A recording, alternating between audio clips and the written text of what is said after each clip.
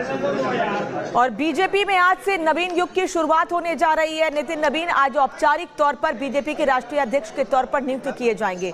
नितिन नवीन अब भाजपा के 12वें राष्ट्रीय अध्यक्ष होंगे। ऐलान से पहले नितिन ने आज दिल्ली के कई मंदिरों में दर्शन किए हैं।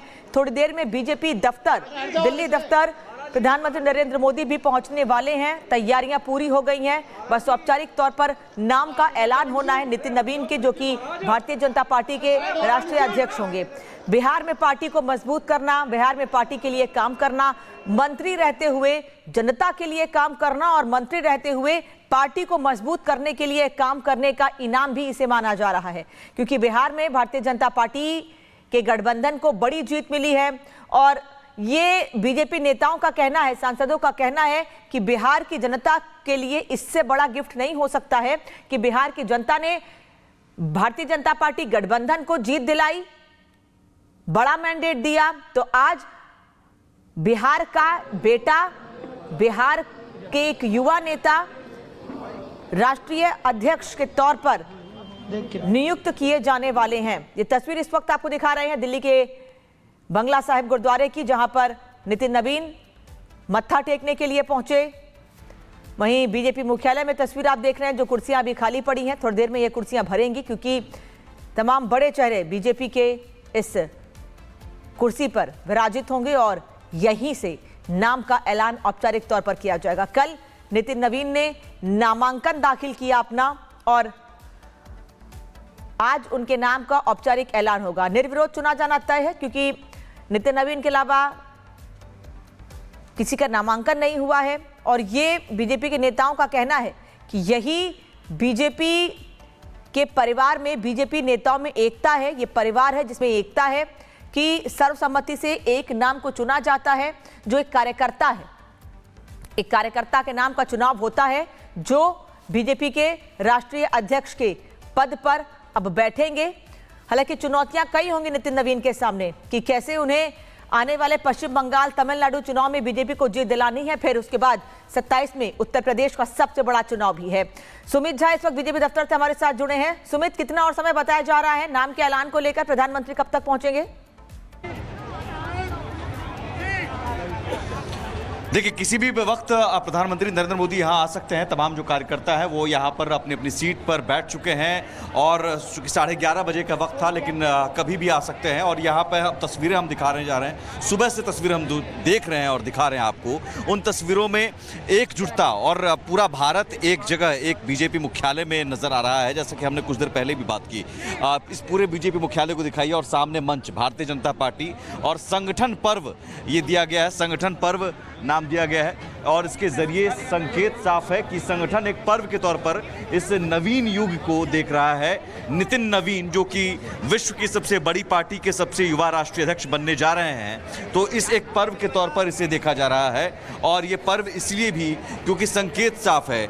इतिहास में, बीजेपी के इतिहास में सबसे युवा राष्ट्रीय अध्यक्ष 45 साल की उम्र के, कुछ देर पहले हमने अनुराग ठाकुर से बात की। भारतीय जनता युवा मोर्चा के जब राष्ट्रीय अध्यक्ष अनुराग ठाकुर हुआ करते थे, तब यही नितिन नवीन उनके अंडर, आप समझिए कि उनके अंडर, अनुराग ठाकुर के अंदर महामंत्री थे। वो प्रदेश महामंत्री बिहार में, प्रदेश कमेटी के भारतीय जनता युवा मोर्चा के।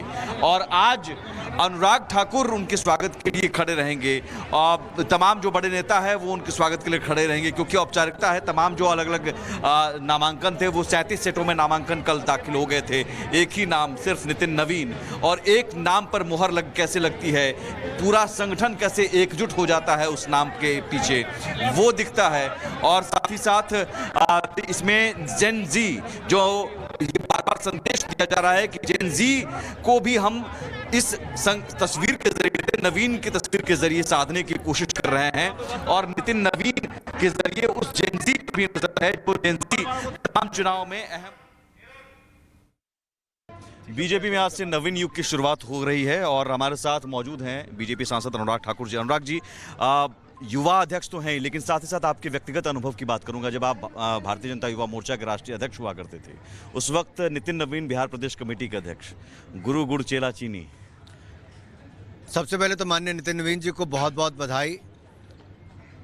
दुनिया के सबसे बड़े राजनीतिक दल भारतीय जनता पार्टी को राष्ट्रीय अध्यक्ष बने हैं।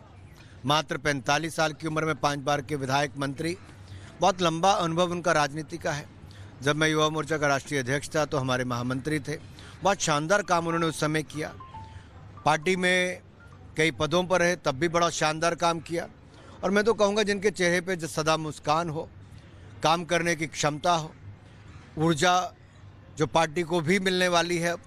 एक और मोदी जी का लोकप्रियता, अनुभव, दूसरी तरफ नितिन नवीन जी की युवापन, ऊर्जा, ये सब मिलने वाला है। इससे पार्टी नई ताकत मिलेगी। इससे पहले माननीय नड्डा जी का कार्यकाल बहुत सफल रहा। मैं इतना ही कहूँगा, ये जो नया कॉम्बिनेशन मोदी जी और नितिन नवीन जी का बना है, ये पार्टी को नई ऊंचाइयों पर लेकर जाएगा। जहाँ कमल नहीं खिल पाया था वहाँ भी कमल खिला के दिखाएंगे।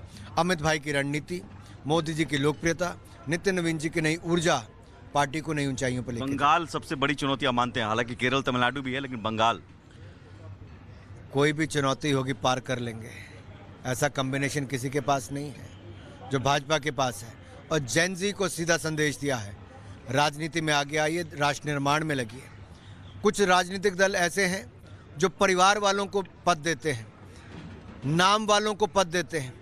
भाजपा है, काम वालों को पद देती है, आगे बढ़ने का अवसर देती है। तो जेन जी से कहूँगा, उन परिवारवादी पार्टियों की ओर मत जाओ, भाजपा की ओर आओ, जो काम वालों को काम भी देती है और पद भी देती है।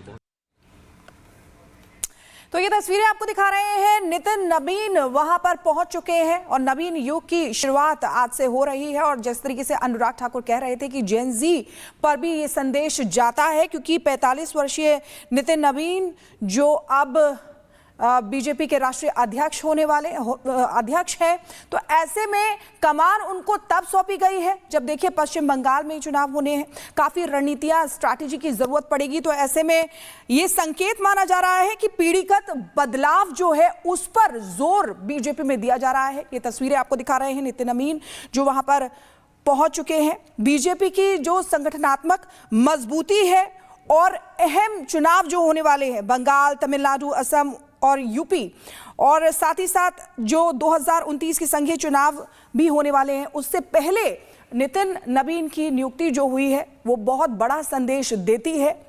और अनुराग ठाकुर भी जिस तरीके से कह रहे थे, नितिन नवीन जो खासकर अगर जो लोग उन्हें जानते हैं, वो उनके साथ काम कर चुके हैं, वो जानते हैं कि वो मेहनती हैं, राजनीतिक रूप से जिज्ञासु हैं और पार्टी प्रथम की मानसिकता वाले व्यक्ति वो बताए जाते हैं। और ये बड़ा मौका और बड़ी जिम्मेदारी, बड़ी चुनौती नितिन नवीन को मिली है, लेकिन सभी को विश्वास है कि इस चुनौती को बखूबी पार करेंगे, इस जिम्मेदारी को निभाएंगे।